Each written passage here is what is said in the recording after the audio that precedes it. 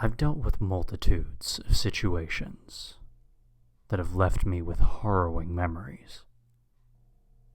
Murderers, rapists, you name it.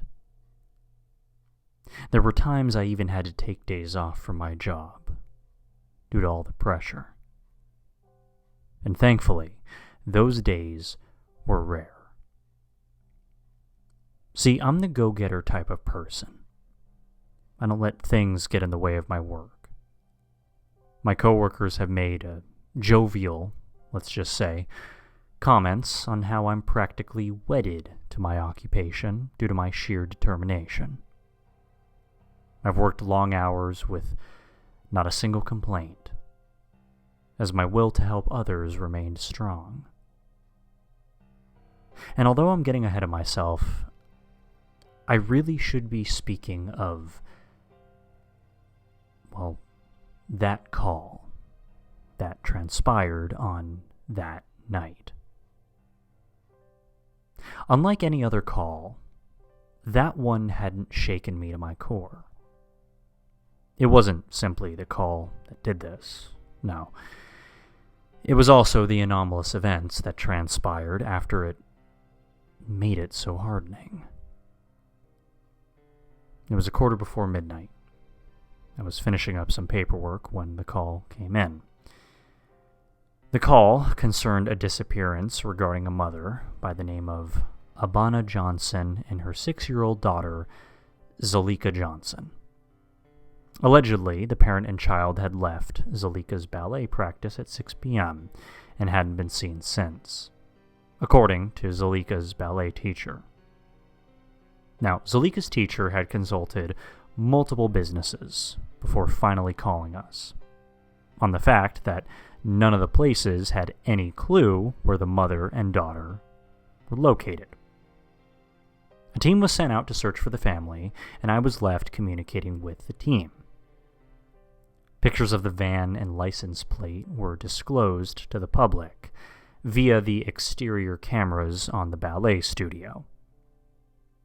With such an anomalous case, we needed all the help we could get to solve it.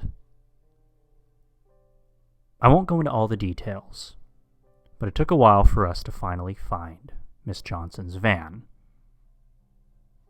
On the word that a witness, one of the fellow chaperones, had seen the van driving towards a nearby park. Specifically, Bleedwood Oaks, a park that I'd consider to be more so of a forest from the vast amount of inhabiting trees and thickets. It wasn't a place with a prevalent following, either, obviously given by the amount of trees that stretched out so far that sunlight hardly ever reached beneath the trees, alongside the desolate area it was located in and how easy it was to get lost in such an extensive woodland. With its conditions, of course, there were ghost stories of it being cursed, or that there were bizarre creatures inhabiting the woodlands.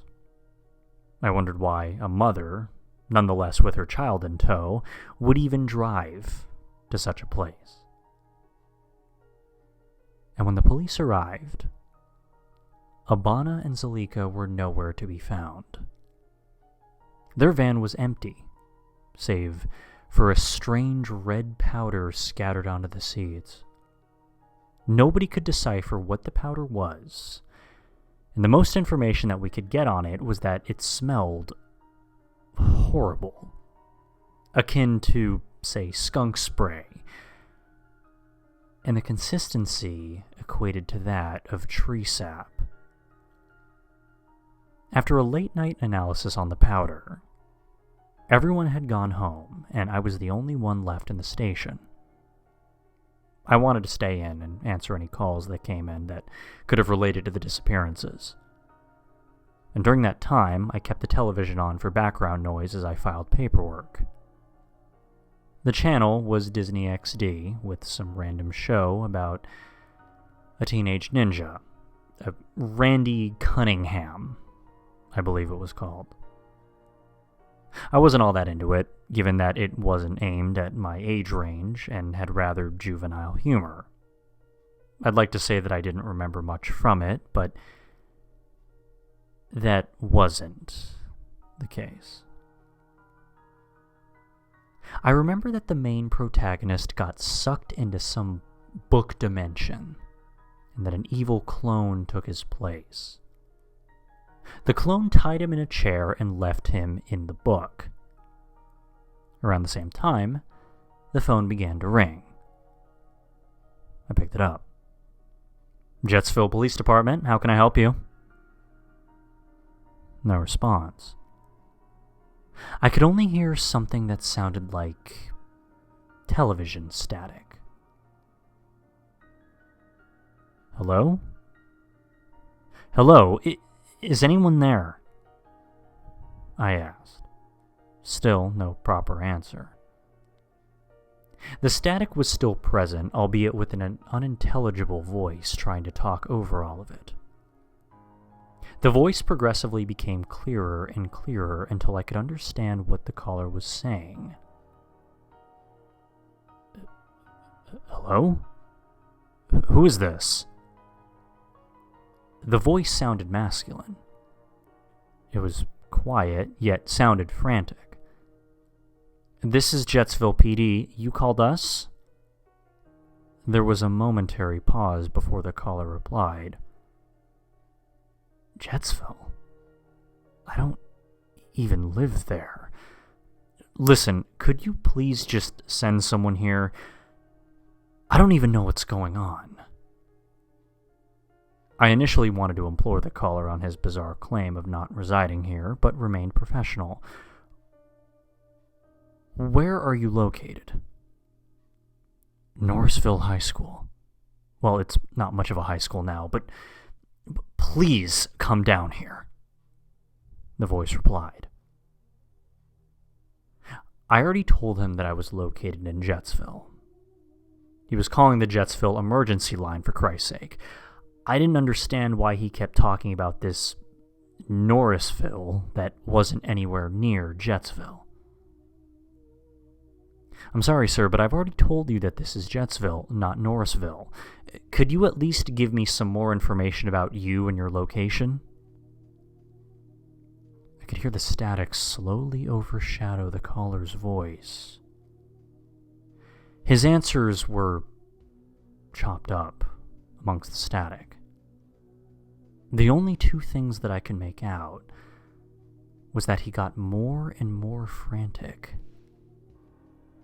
and that his name was Randy.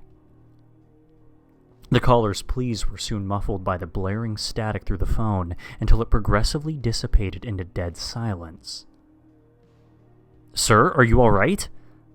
I called, anxiety beginning to heighten to the point where I could hardly keep it together.